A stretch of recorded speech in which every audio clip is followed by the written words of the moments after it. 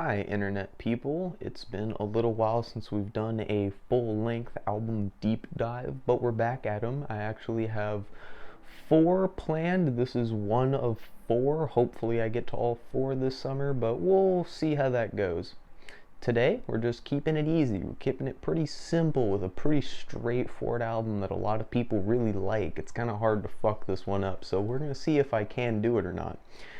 You already know what it is because you already read the thumbnail and the title, so let's just get on with it. Today is King Gizzard and the Lizard Wizards Infest the Rat's Nest, which released August 16th, 2019. Now this is a departure for the legendary psych outfit from Australia, as it's not their typical fusion of genres and sounds. Instead, they traded in for a much more straightforward and poignant album full of stoner metal fucking doom shit and some speedy thrash to top it all off. The narrative, like I said, is pretty poignant, and it really does speak to a very contemporary amount of issues, so that will be a large chunk of what I talk about. If you aren't into hearing about how shit the world is, then this and all of my other reviews are not for you.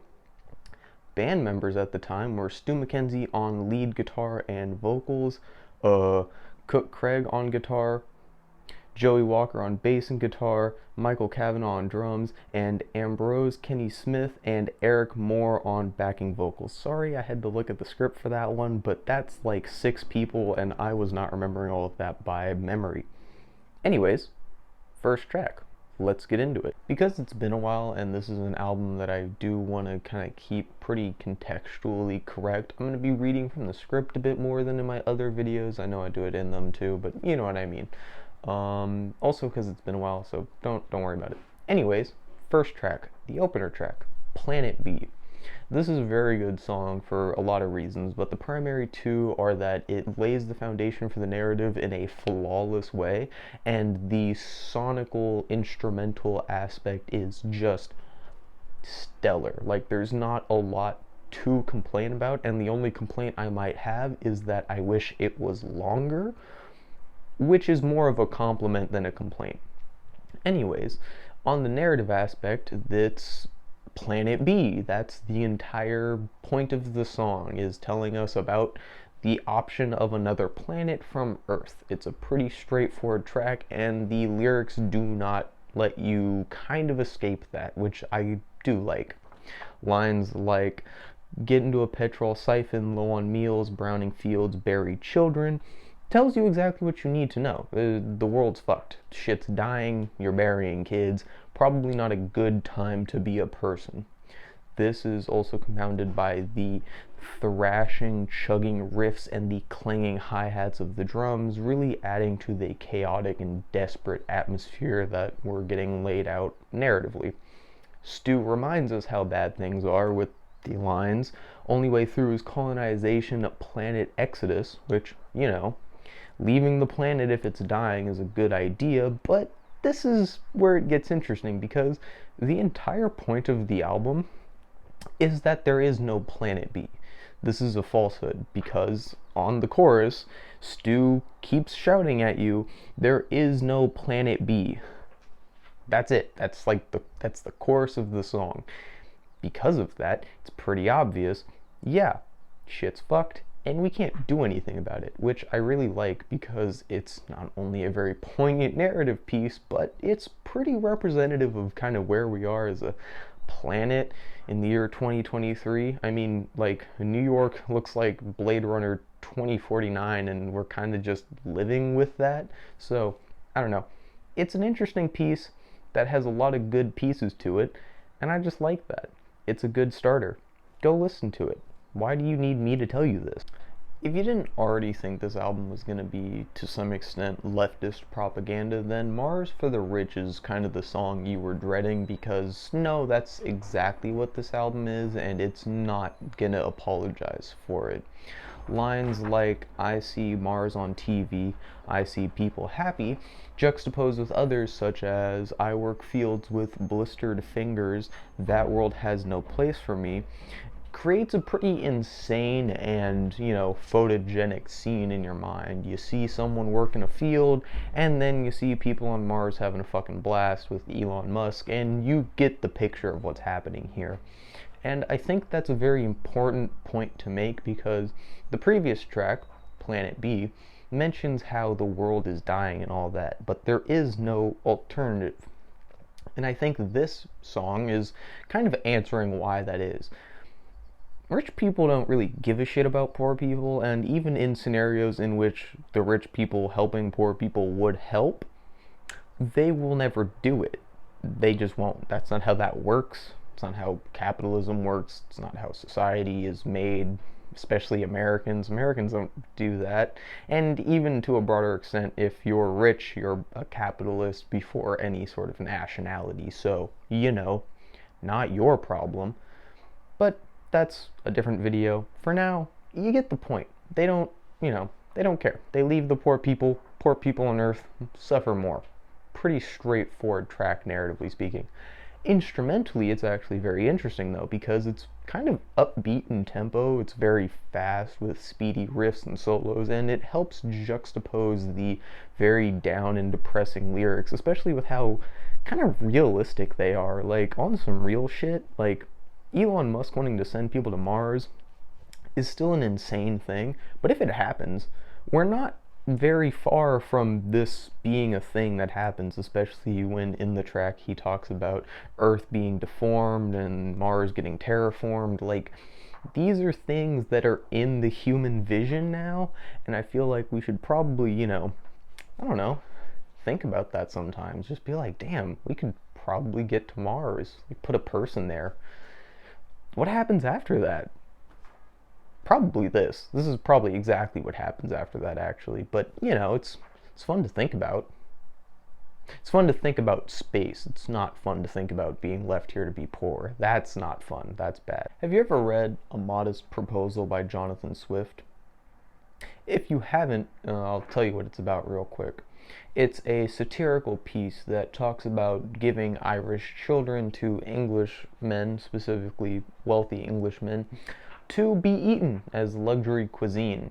This would be a modest idea in Jonathan's opinion, as the alternatives are letting the entire population of Ireland starve or, actually helping them, which English people didn't want to do at the time, so Irish people would make money from selling their children to literal restaurants, and the English would have good food.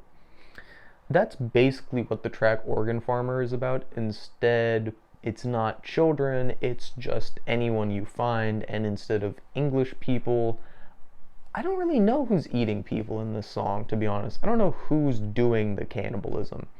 Is that probably worrying? Yes. Is that the point of the song? Also probably yes. Anyways, let's get into it. The speedy track. That's what I wrote. God. What does that mean? I don't know what that means. I don't know why I wrote that. Anyways, continuing. This track hits a lot of notes really fast, letting the speed come through at some of the most lyrical points.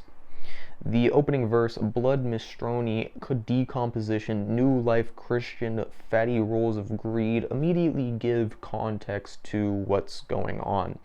While the world is dying, people start eating people, and it's because, money, duh, capitalism, duh. Other lines like growing muscle meat, bring in the carcass, where'd you get that body, make it very clear that this is not a profession of ethics. I don't know how much making meat in a lab would sound ethical to most people, but if you weren't sure, then now you are. This is then preceded by some later lines like seething ill 'cause they will, counting coins, counting stem cells. Again, just compounding the point, making it very clear that this is all greed and human flesh and shit.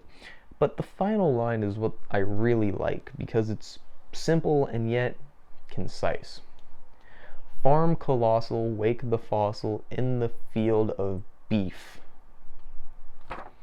Now, I don't know why it hits so hard, probably because the instrumental and Stu's delivery is really good, but the way Farm Colossal in the fields of beef really paints a picture. Like, I can imagine just like random pieces of human growing in a massive field just covered in red and pink. I know that probably says more about me as an individual, but I like how the song is good enough to create that image in my head, and it really is just worrying, especially with how realistic the previous two tracks are.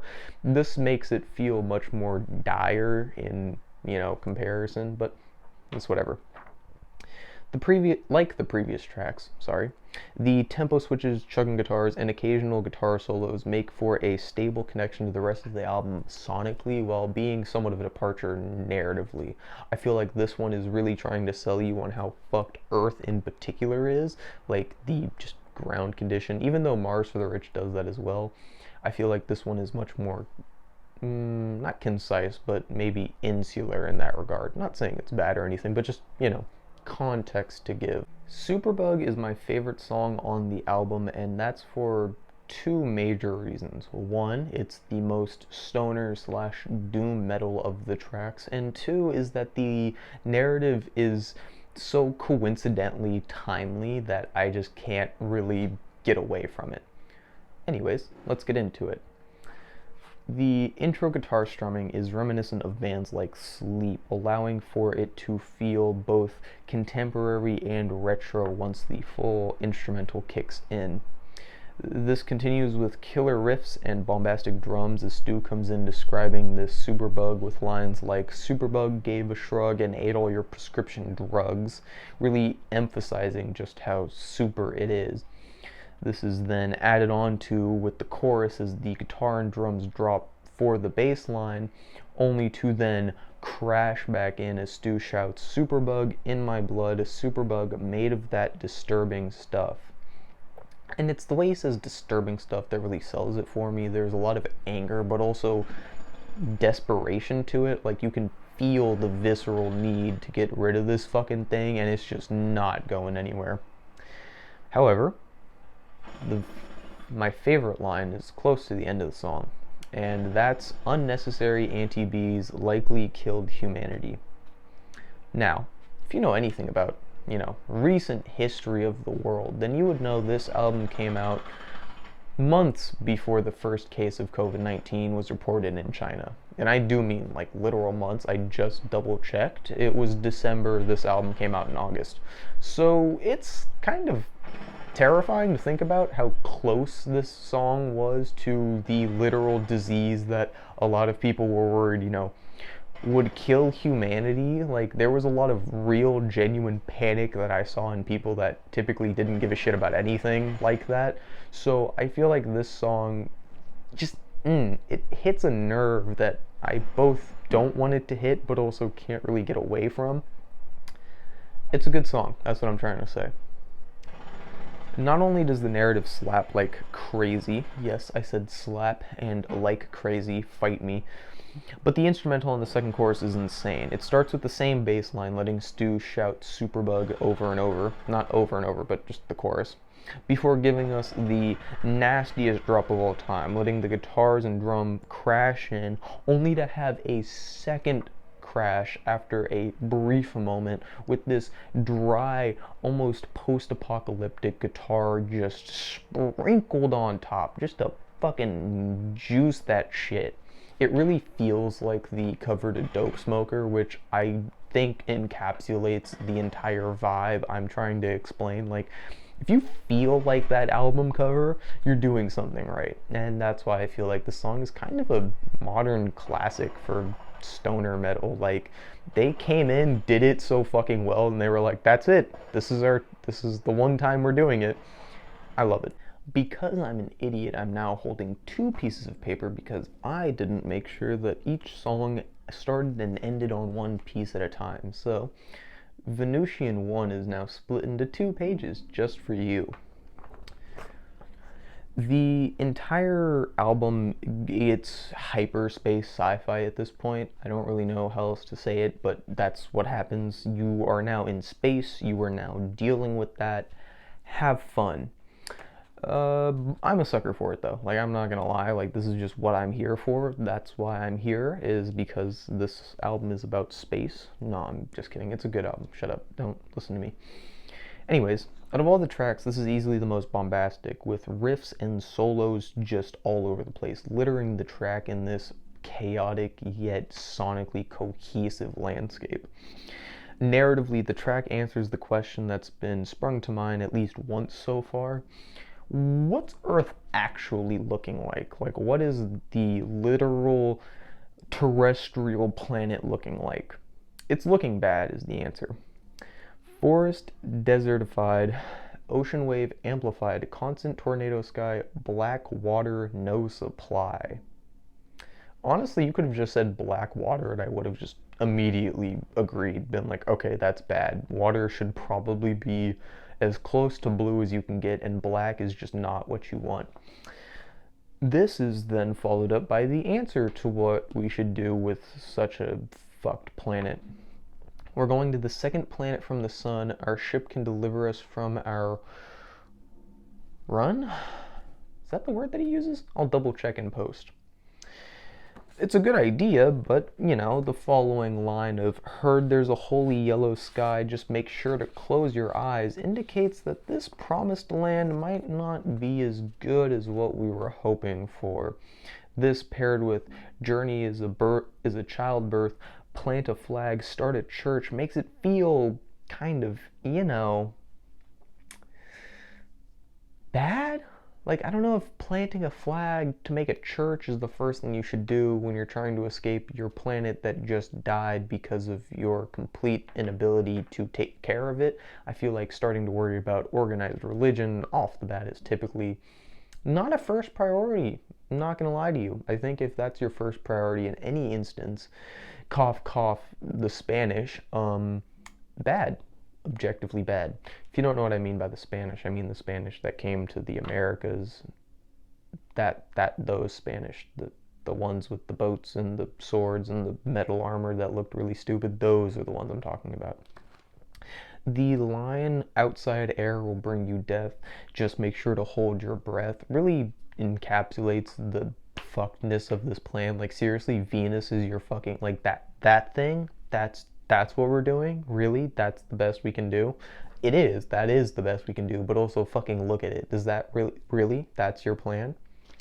The final line of there is one planet V gives this kind of hopefulness that the previous tracks have kind of fucking decimated, but also the track itself decimates that idea. Like, we already know that planet B is not a good idea.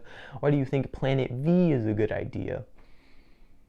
Because you don't really have any other ideas. No shit. Perihelion refers to when an object in orbit is closest to the sun. Pretty useful definition for the song named Perihelion, so keep it in mind. The chugging riffs and rather headbanging instrumental allows for Stu's storytelling to really come through. Lines like, giver of life and giver of speed, ever we take even her gravity, her glowing beauty is something to see, bigger and brighter she cometh to me, probably isn't good when you're flying in space. It's actually probably a really bad thing, especially with the lines such as solar mountains on the perihelion, no reroutin', only countin' till we're done, shoutin' sins until we're in the sun. And that's what the song is about. It's about flying into the sun. It's a pretty straightforward track. Probably, it's not the most straightforward on the album. They're all super straightforward, but this one really does just hammer it in. You are in the sun now. And that's, yeah. However, there is a bit of a directional change in the second verse, as melting humans and everything they bring, in a blink the sun will drink their things, grinning sun has sinners for dinners, make it feel like there's an agenda, but the agenda is just to watch humanity go extinct, which, fair. If humanity killed everything in my path, I would also probably not like humanity that much. Not only is this a really cool narrative, but the way the chorus is reshouted is very mellow and unique, and the instrumental is cohesive and carries the track in a very nice way. The way that Stu says perihelion on the chorus is perihelion, like he says the parrot twice, which on the surface doesn't sound like it'd sound that good, but the way the instrumental blends with it makes it Very good. If Perihelion was the perspective of a pilot who flew straight into the sun, then Venusian 2 is from the perspective of the pilot after him. The lines, the last one did explode, I sit in the cockpit, it may be a sinking ship, but fortune favors bravery, makes it pretty clear that this is a literal suicide mission. No one actually plans on making it to Venus, like that's not something people expect to happen. They're hoping it happens, but let's be real, it's Venus and you're flying towards the sun. Those are just bad ideas in general, but those are your only options, so, get used to it. The final lines, road trip with me, vitamin V, I see the ground, tell us what happens next, as in, we're on Venus now. While this is still the shortest song on the album at 2 minutes and 30 seconds, they still managed to cram in as much sonic noise as possible with varied guitar riffs and booming drums to keep the tempo up as we prepare for the end. Personally, not my favorite on the album, but I do think that's just because it's short. I feel like if it was the same 4.5 minutes that a few of these songs are, it'd probably be perfectly fine. But, you can only really get so much, and this album gives so much already that I'm not really gonna ask for more. Self-Immolate is probably my second favorite track on the album, and it is because it makes me think of that Rage Against the Machine album cover. Yes, you know the one. No, I'm not putting it on screen because literally why would I do that? That's just not something I'm gonna do. Sorry guys, I'm not like that. Anyways, the opening verse of I have gone insano, I lust for volcano, be with molten lava, give me my nirvana, goes so unbelievably hard, I don't even know where to begin. Even then, the song continues to bang you over the head with the following Venusian meltamere, Venusian sickness dire, I want to be set on fire, literally sounding as if you set foot on Venus and then just fucking spontaneously combust. It goes so hard. This, followed by the shouted chorus of auto-cremate, self-immolate, just gives this dark and doomed atmosphere that I really like. It feels like being on Venus, stepping into that fucking atmosphere, and then just... It's great. I love it. I love it. Shut up. I love it. Anyways, even with the insanity of the tempo, the insanity of the narrative, the instrumental keeps it the whole time, with tempo switches after every verse, guitar solos that come in and come and go as they please. I'm sorry, I can't talk anymore apparently. And drums that never seem to waver in their little march to death. It's a good song. I don't know what I'm going to tell you. It's a fucking good song. As with most final songs on albums, I'm going to be reading this one verbatim from the script. I've done a lot of script reading this video, I know, but this one's going to be verbatim, so let me. Hell is about hell. Go figure. But what's interesting is how we got here. The opening lines, God, it's pretty hot down here under surface, makes it seem as if we've breached the sulfur clouds of Venus, but others, such as remember where to enter, the door to hell is amber, makes it feel as if we're actually in hell, which arises some questions as to how we got here. There's a couple of possible answers, but my interpretation is that the colony of Venusian 2, the one that did land on the surface, didn't last long because people started to, set themselves on fucking fire, so I can't imagine that anything really happened. And now they're trying to get back to Earth, which is a hellscape, hence the remember where to enter, because you probably have to enter from specific points in the atmosphere so you don't, get caught in a fucking tornado or land in a desert of nothingness and death. It makes sense in my head, but it's up to you what you think. Not only that, but it would help explain the final line of 15 infantry paratroop into the Perihelion new scene, Infest the rat's nest, and as in the world is overtaken by, literal fucking rats and shit, pests, and now you need to reestablish claim to the planet. Or, conversely, or it's about Mars. The only reason I say this is because the nausea list line pairs or juxtapose a line from the Venusian 1, which specifically says that landing on Venus causes nausea, so now that we no longer have it, it's likely one of those two. it could be Mars, and the rat's nest could be inferring to the rich people. You know, you're infesting the rat's nest, the rats who left humanity to die. But I don't know if that's the case. It could be. It could easily be, in which case I'm still fine with that, but I think the Earth one makes more sense just for the narrative of the story. Like, we can't leave Earth, we have to be on Earth because Earth is the only planet that literally can suit human beings, so we kind of need to fix it if we want to survive. Like, that's the point of the album. If you couldn't get that already, this album is pretty clearly about climate change, humanity's fucking devastating effects on the Earth. I don't know what else to tell you. It's pretty clearly about how rich people don't give a fuck about the planet, how corporations don't care about the planet, how the planet's gonna die, how the people are gonna die, how things will only get worse as the planet gets worse, stuff like that, you know, doomer shit. This album not only tells a surprisingly compelling story, but the themes and motifs are all contextual to the current climate, as well as the disparity between those in mostly hospitable places and those who are not.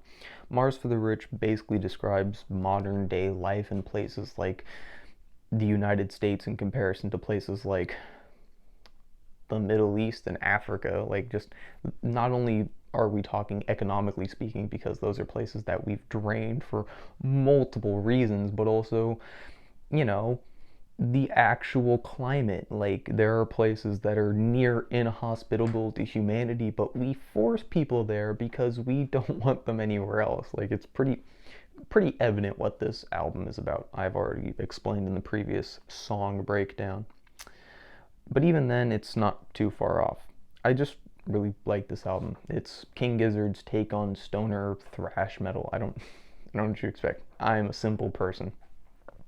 I know this review might have been a little over the place. This is my first one in a while, so if I seem a little uppity and or uptight, it's because I want this one to be, you know, good. So I hope you enjoyed it. I hope you liked it. If you did, put a like in there. If you didn't, don't put a dislike. I mean, you can. It doesn't matter to me. I don't care. Recommend more albums for me to talk about. I need good recommendations. No one wants to give me recs. I'm very sad. Anyways, like I said, if you liked it, like. I have 3 more coming up. That's right, 3. 2 of which are by the same band. I'm not telling you what band until we get to it, though. And yeah, have a good day.